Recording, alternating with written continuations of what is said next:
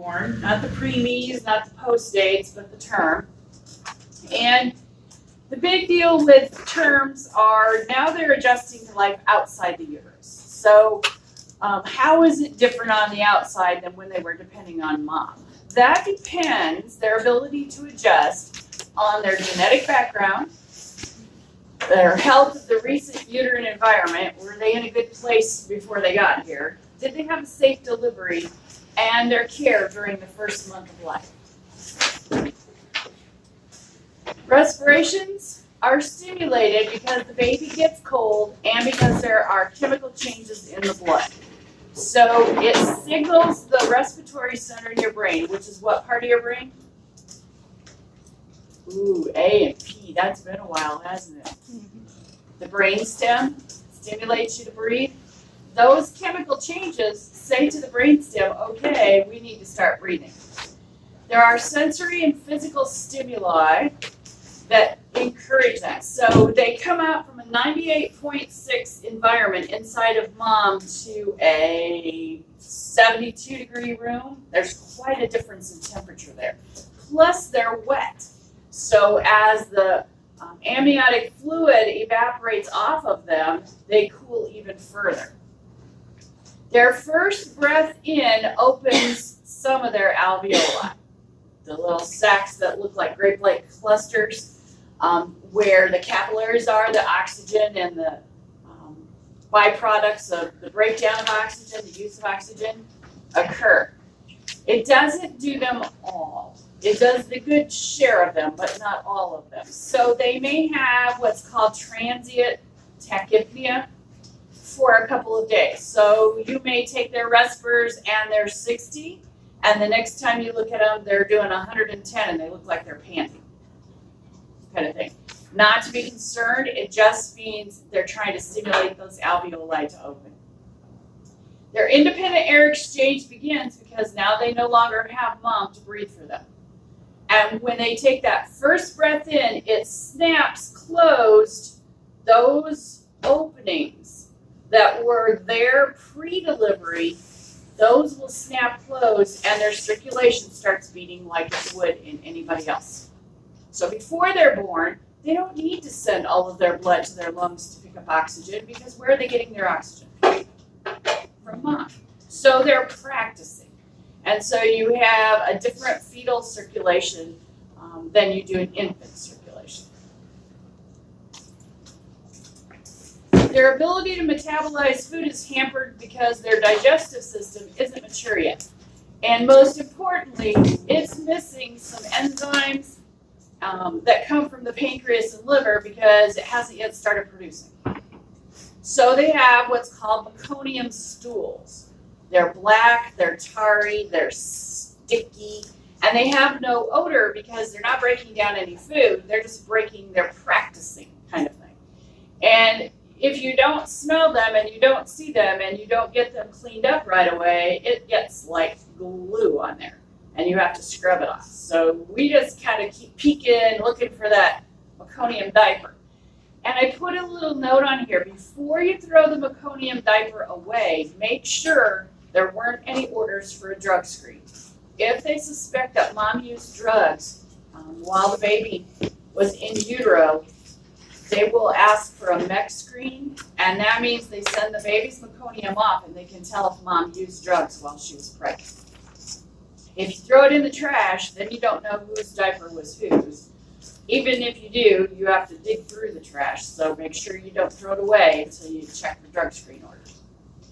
The kidney's ability to concentrate urine and to maintain your fluid balance is limited because they have a decreased rate of GFR and a limited ability to reabsorb in the tubules. Their kidneys haven't had to work independently, so they've practiced. They're exiting practice mode and entering permanent. And their neurological functions are primitive. When you observe the newborn, you identify the expected normal findings as well as any variations and deviations from the norm, which you then have to report to the healthcare provider. They do their own quick 2-second look at the baby and do their APGARs, and they'll ask you what their 1 and 5 minute APGARs were. But after that, you're pretty pretty much the caregiver, and you have to raise the red flags when you see them.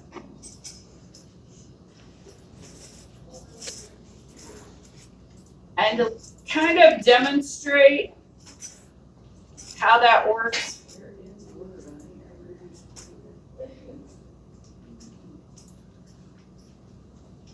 I uploaded for you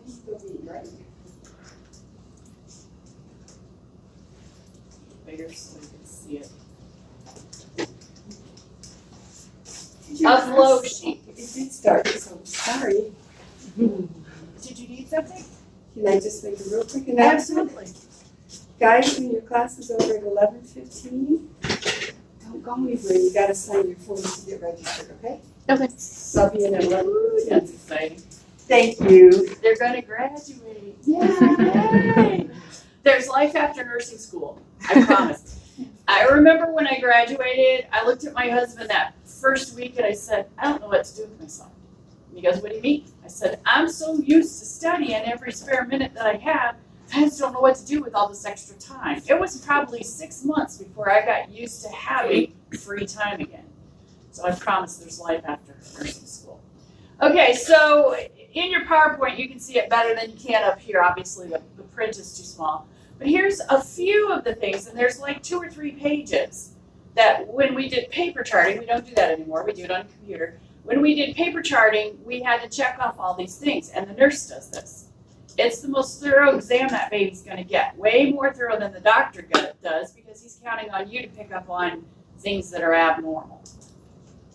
I remember vividly one baby I was checking, and we checked the roof of their mouth. So you put your gloved finger in there and you're checking for a cleft palate, and the baby bit me. And I went, ow, that baby bit me. And the doctor laughed and said, the baby didn't bite you. It doesn't have any teeth, it gummed you. And I said, it does too have teeth.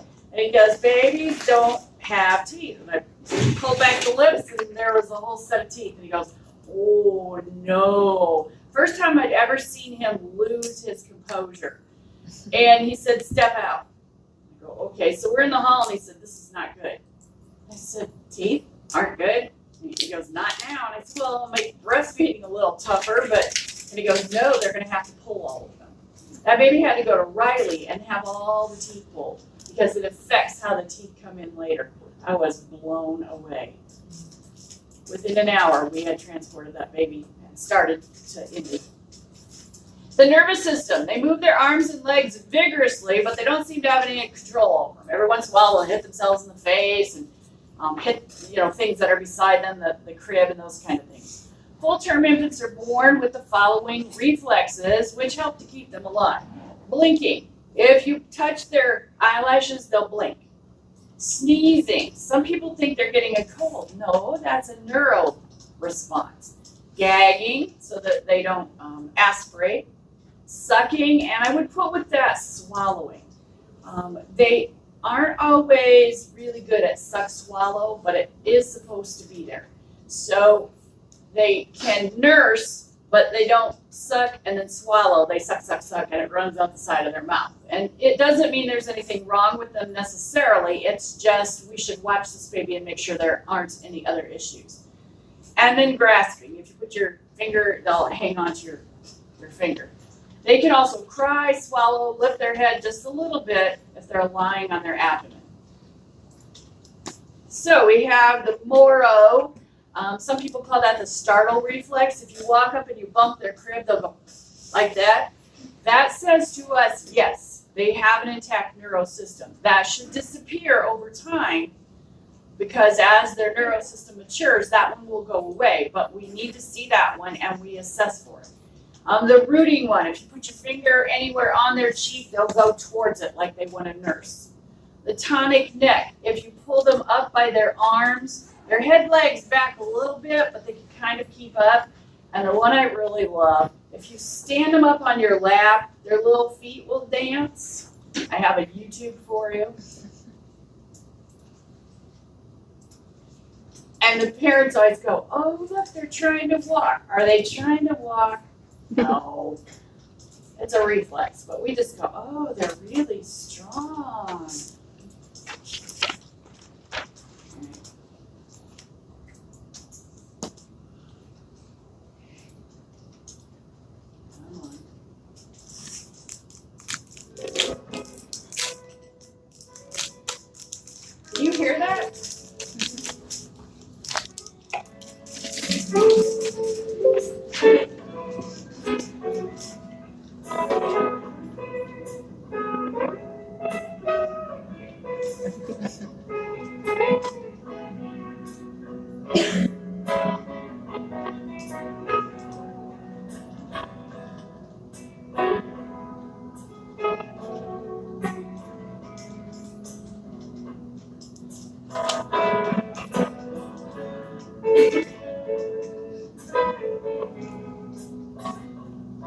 I like it on the other side.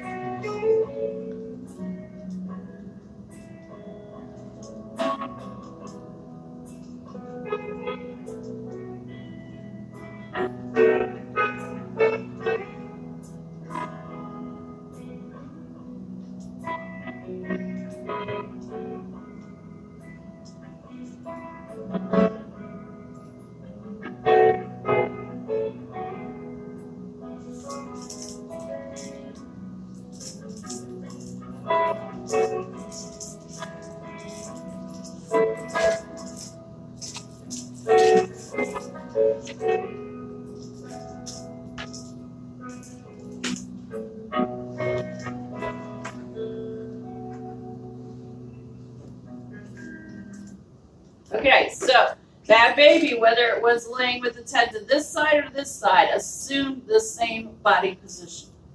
If they don't, sometimes that means they had a neuro injury during birth. Molding of the head occurs so that the baby can make it out the pelvic area. They may have swelling of the soft tissues of the scalp called caput succedaneum. We usually just call it caput.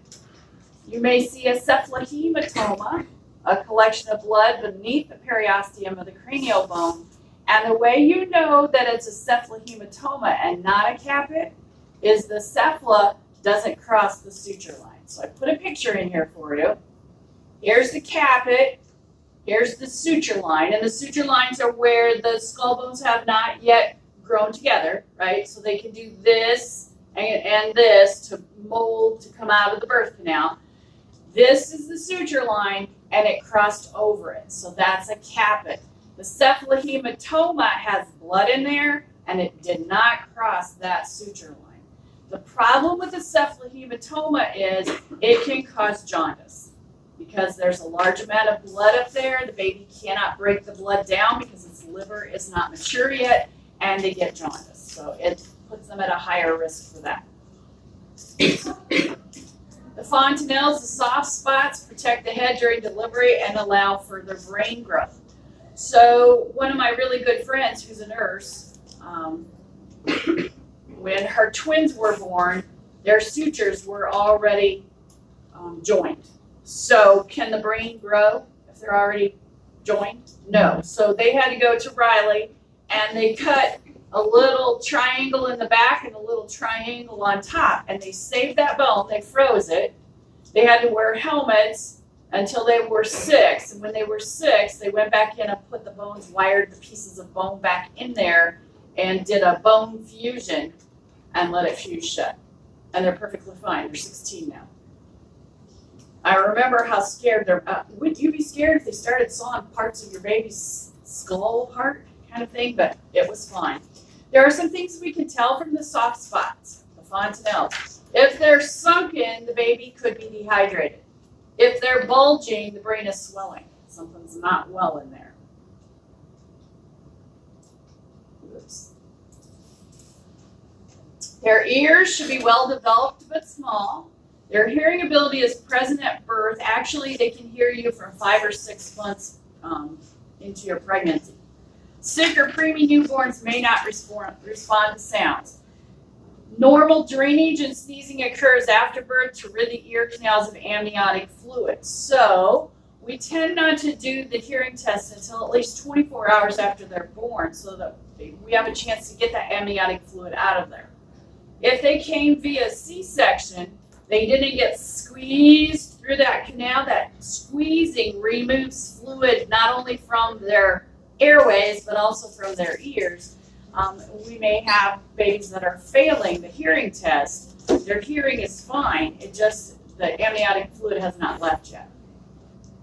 They may react to sudden sounds by an increased pulse or respiratory rate, or even that startle or Moro reflex. They respond to voices. They already know mom and dad's voice, but here's the kicker. They don't know their face because they haven't ever seen them before. So we encourage the moms to hold them and to talk to them as well as the dads so they can put the voice with the face. They respond to voices by decreasing their motor activity. You know, they're getting attentive now. sucking activity and turning their head towards the sound. The hearing screening has to be performed before they're discharged. Since we don't discharge anybody before 24 hours, that's not an issue. Visual stimuli and sensory overload. You can see the baby fixate on points of contrast, like toys or ones that make noise. Tears are absent until 1 to 3 months of age because they're the majority of the time they're born with blocked tear ducts. Sensory overload can occur if there's too much detrimental stimulation. And you wouldn't think, but if you pass that baby from grandma to grandpa to the other grandma, the aunts, the cousins, everybody comes to see the baby, and you pass that baby around, it gets way stimulated. When it gets overstimulated, then it doesn't feed well, it doesn't sleep well, mom doesn't get any rest, it gets all off schedule, and she goes home with this cranky, horrifyingly unhappy infant. So we discourage lots of passing around of the baby. You can look at the baby, you can hold the baby when it's a couple weeks old. Right now, it's getting used to its outside environment. The people that we want holding the baby are the people who are going to care for the baby. It's important for the nurse to keep the surrounding environment as calm and as quiet as possible, so no bright lights and no loud alarms. We were in St. Joe last week, and the code blue button went off in one of the rooms. I have never seen so many people respond so fast. It was like, whew. And you could even get in the room. There were so many people in there, and I'm saying to my students, stay out of the room, they need room to work. And a 2-year-old pushed the code blue button. They had it down where a 2-year-old can reach it. Why would you put a code blue button where a 2-year-old can reach it? The mom was embarrassed. What happened to the baby? Baby didn't sleep for 6 hours after that. Babies are usually only awake for 45 minutes max their first 2 days of life. The rest of the time they sleep because they're exhausted too. That baby didn't sleep for 6 hours. It cried. That code blue button makes a lot of noise. And all those people in that room way overstimulated the baby. It's kind of funny when we got done because at one point we had so many people trying to get in the door they actually got stuck in the doorway. So 15 to 20 hours per day of sleep after that first couple of days. They have a sleep-wake cycle. And they need to go through the stages in that order. We do it as adults. When you get into a really deep sleep, a non-REM sleep where your eyes aren't moving kind of thing. Babies have first reactive, so you can awaken them and get them to focus on you. Then they have sleep. Then they have a second reactive where noises and stimuli can wake them up again. And then they have a good, stable sleep. There's a specific pattern of reactivity that can influence the response to the stimuli and the bonding. So quiet sleep, REM sleep, active alert is when they're going to bond. Quiet alert, they bond even better because active alert, they're bonding, but they're still noticing things around them. Quiet alert, they can focus on you. Crying, not going to get any interaction going there. And then transitional, where they're starting to wake up. So that would explain why you can have a newborn baby, 3 toddlers, and the TV on the cartoons going, 100 decibels, and that baby can still sleep. They still get into that deep, deep sleep. Pain produces catecholamines and cortisol. And when you produce cortisol, which is what? A hormone, right? Your heart and respiratory rates change. Do they go up or down? If you have a big rush of adrenaline and you start pumping out cortisol, does your heart go up or down? And your respiratory? Up to support your heart rate, right? And your blood pressure increases, as does the blood glucose levels. So if we let that baby cry in pain, it's going to burn up all its sugar. Does the baby have any fat to live off of?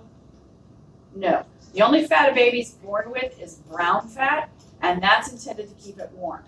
If you burn up all the fat by letting it stay in pain or letting it cry, you risk the baby becoming thermally unstable.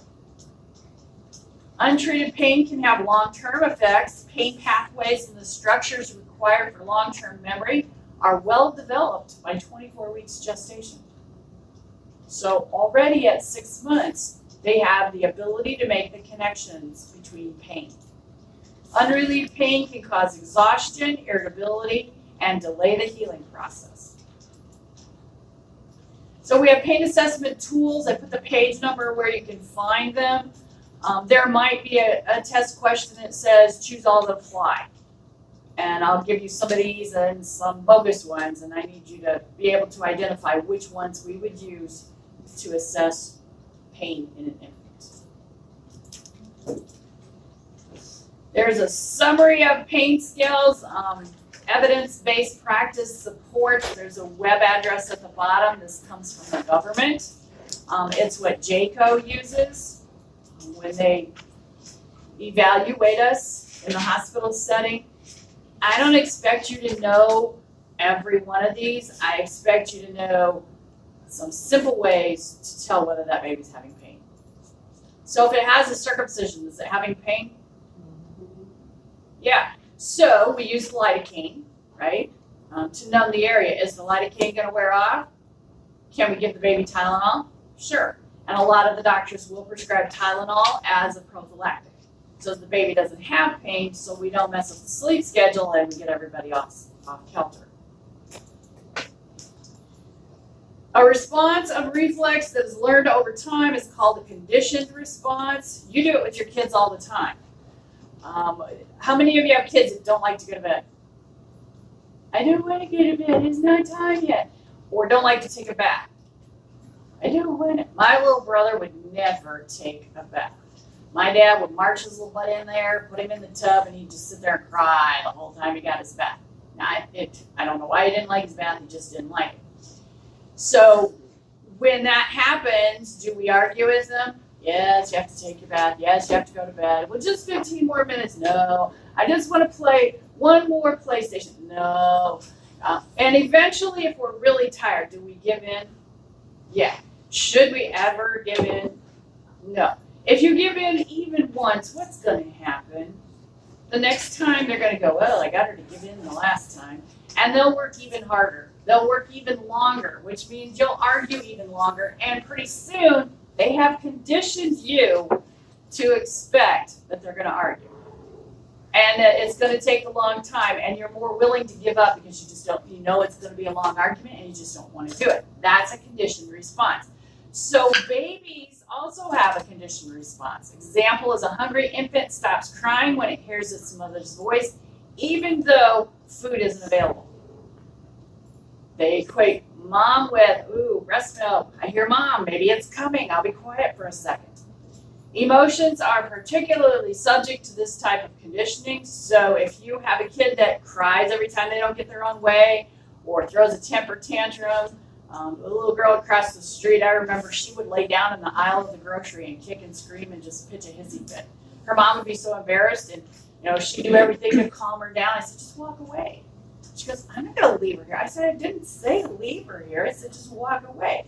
So she started walking away, and Beretta says, hey, sat up and went, hey. The crying stopped. It was like, boom. That starts from an infant. So keep that tucked away in your mind. Respiratory system. Once the umbilical cord is clamped and cut, baby is no longer able to depend on mom, and the lungs have to take over the function of breathing oxygen and removing the carbon dioxide. The first breath helps to expand the collapsed lungs. Notice it doesn't fully expand them. For a while, they may have some breathing issues. It's not to worry as long as they're not severe. Most critical period is the first hour of life. Bulb suctioning. I know you've had instructions, but we'll go over it again. Squeeze the bulb out here, stick it in the nose, let go, suck it up, pull it out, squeeze the goo away. Get a Kleenex or a paper towel to goo it away. Here's what, and I have a gender bias here because I've seen it. Here's what dads do. They stick it in the nose and go like this. What does that do? Just glue all the junk right down the airway. Moms do it too, but dads by far do it, and they're a little more vigorous about it. I think they have stronger muscles. And I'm thinking, well, that little booger just went way down the airway now. Gonna be a while before we get that one back. So squeeze away, suck, squeeze away. And always keep that little blue bulb syringe handy. It's a good idea to wash it, suck up hot soapy water every once in a while. They can grow mold in there. Wouldn't use them more than a couple of months before I throw them away and go to the dollar store and get me a new one. Somebody said they're selling them at the dollar store now. On page 289 is your APGAR score. It's a standard method that we use to see how the baby is after it's delivered. We have 5 objective signs that we measure. You need to know these signs. There's no magic way to memorize them. You just need to know them. Their heart rate, their respers, their muscle tone, their reflexes, and their color. Those make up your APGAR. Score is obtained at 1 and 5 minutes after they're born. The nurse monitors for respiratory distress as evidenced by the rate and character of respirations. Here's the cool part. It's a whole lot easier to see a baby having trouble with respiratory distress than it is an adult. They do a grunting sound, so they'll breathe like, only a raving idiot would miss that, right? You know, older people maybe don't, they'll say, wow, I'm really short of breath. Babies will grunt. Sometimes you'll see sternal retraction, so you'll see the sternum sucking in. Rib retractions, you can see between the ribs, the muscles, they're using the intercostal muscles trying to breathe, and belly breathing. Babies belly breathe naturally. If their belly is heaving way up and down, then that's belly breathing. So and nasal flaring, their little nares get really big because they breathe through their nose kind of thing. Those are the things that you would look for respiratory distress. Cyanosis. There's cyanosis and there's acrocyanosis. Why on earth do we have 2? Acrocyanosis happens in the first 24 to 48 hours, and usually they're blue around their mouth, their hands, and their feet. And parents panic because their baby's blue and they don't pink up right away. If it doesn't pink up in the first 24 to 48 hours, we're starting to be concerned as well. But acrocyanosis just means, remember, the lungs aren't working to their optimum yet, and so they're not oxygenating as well as they would. So it just means that the valves haven't shut in the heart, the lungs aren't expanding quite yet, they're immature. Doesn't mean they were immature in dates. Their respiratory and cardio is immature. They're still working up to living on the outside independently. Cyanosis is where they're blue all over and you need to get on it because you'll have brain damage if you don't. Then you look at their general behavior. I always get tickled because I can pretty much tell in that first hour what kind of baby you're taking home. There's some that will just look around and go, wow, it's way cool out here. And there are some that are, rah! And when they get the criers, you go, wow, she's going to have her hands full. This kid's going to be the temper tantrums on the floor, going to always have to have their own way, going to misbehave in public. You can tell their demeanor, usually in that first hour. Sternal retractions have to be reported immediately to the healthcare provider because that indicates big bad respiratory issues. So here's your APGAR scoring chart. Most babies do not get a perfect 10. They usually lose a point per color. Almost all babies have some acrocyanosis when they're born. Not 100%, but rarely do you get a 10. If you go 7 to 10, we're considered free of immediate danger. 8 to 10 means they're in good condition. 4 to 6, you need to get on it. Something's not right. Anything below 4, severely depressed, going to require resuscitation. Got to know those numbers. So 8 to 10, we're good shape. 4 to 6, we need to get on it. 0 to 3, resuscitation.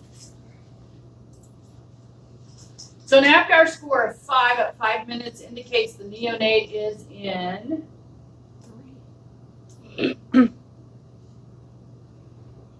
3. How many picked 3? Good job. Who said 3? Good job. The only one that had the guts to say it. You don't have to worry about being wrong in here. That's how you learn. And when you Answer the questions, then I can evaluate whether or not you understood the concept. All right, your circulatory system has about 300 mils of circulating blood. That's not very much. It's like, one big cup. So if a baby bleeds even a little bit, that's quite a bit of blood loss for a baby. So do we watch circumcisions like a hawk? Yes, we do. We evaluate them every 15 minutes for the first couple of hours. Neonatal circulation differs from fetal circulation. A short video.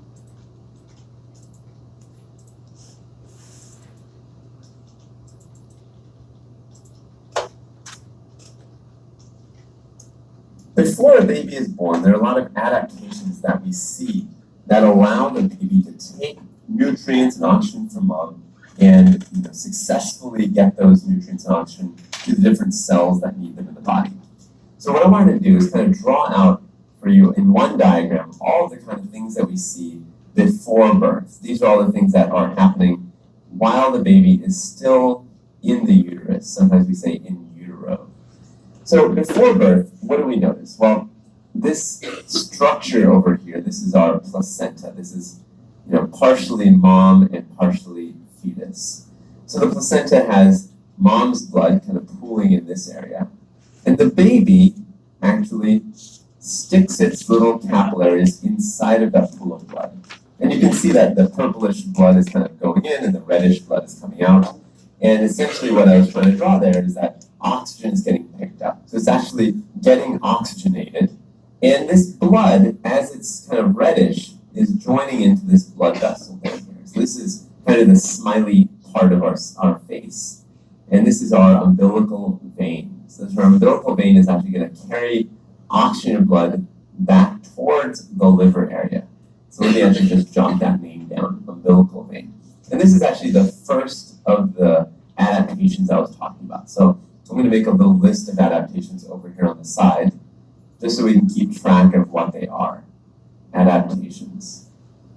And the first one will be the umbilical vein. Okay, before we go on, what do you notice that's different about this already than